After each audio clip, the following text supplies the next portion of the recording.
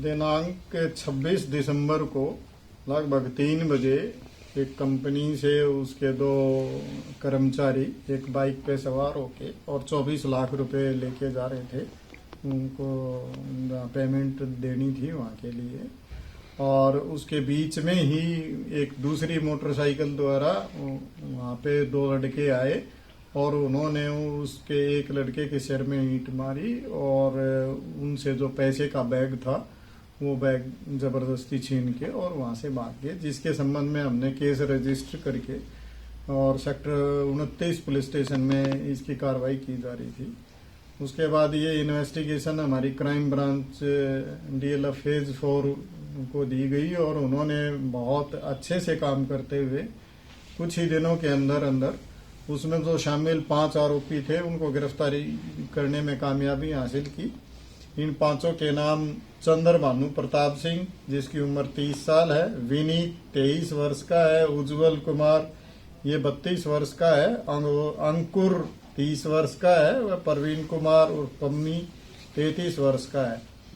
इस तरह के ये 5 आरोपी हमने इसमें गिरफ्तार किए हैं और इनमें से खास बात यह है कि जो अंकुर नाम का व्यक्ति उस कैश की जो मोटरसाइकिल चला रहा था उस दिन, उसको भी हमने गिरफ्तार किया है। उसको भी इस सारे मामले में उसकी भी इन्वॉल्वमेंट सामने आई है।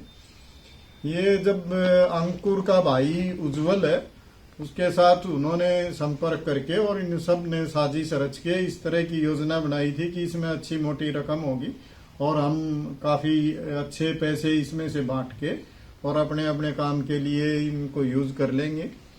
इनमें से एक को अपनी मदर का इलाज करवाना था इसलिए पैसे की जरूरत थी, दूसरे का एक की उसकी पत्नी का इलाज चल रहा था, उसको इस तरह के पैसे की उन्होंने जो पूछताछ पे बताया है कि उसके लिए जरूरत थी, तो उसको मद्देनजर रखते हुए इन्होंने इस तरह की घटना को तैयारी करके और अंजाम दिया।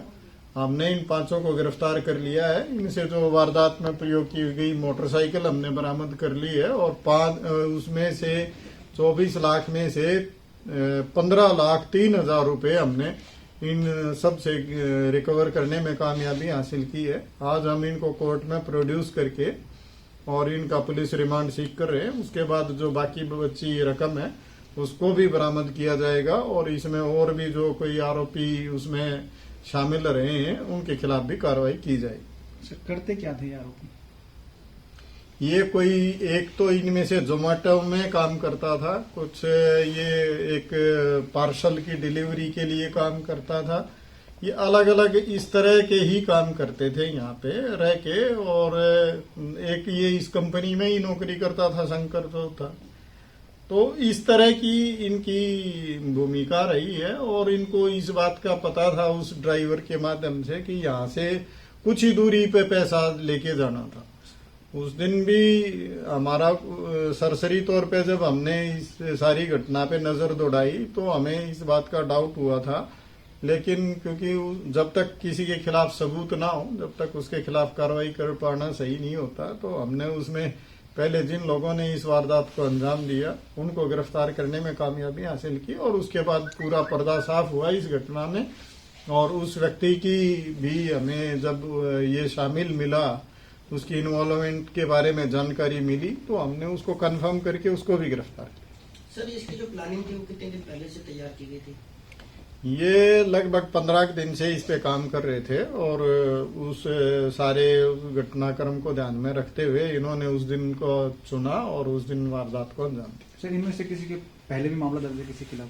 अभी तक इस तरह की जानकारी नहीं सामने आई है, हमने पता करने की कोशिश की है, फिर भी हम सबके इनके जो संबंधित थाना है वहां से जानकारी लेंगे और उसके बाद ही ये सारी जानकारी जुटाने के बाद आपके साथ शेयर की। सर, वारदात के बाद ये कहाँ छुपे थे? सर, गुड़गांव में ही रहते या फिर कहीं गए? ये सब अलग अलग जगह भागे थे। एक आदमी को हमने बिहार से गिरफ्तार किया है, इसमें मतलब इस तरह के वहां भाग गया था, कोई कहीं भाग गया था, कोई कहीं था, लेकिन बाद में ये फिर हमने अलग अलग जगह से इनकी गिरफ्तारियां की हैं और आज इनको हम कोर्ट में पेश कर रहे हैं। सर, इन्होंने कितने पैसे बांट लिए थे और जो बाकी के वो बचे पैसे वो कहाँ है, क्या बता रहे हैं?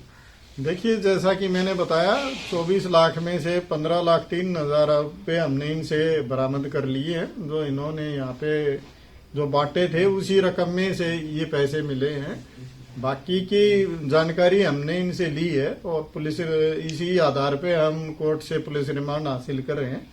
उसके बाद जो जहां जहां इन्होंने वो पैसे रखे हैं या जिसको दे रखे हैं उनके साथ जाके और वो बरामदगियां की जाएंगी।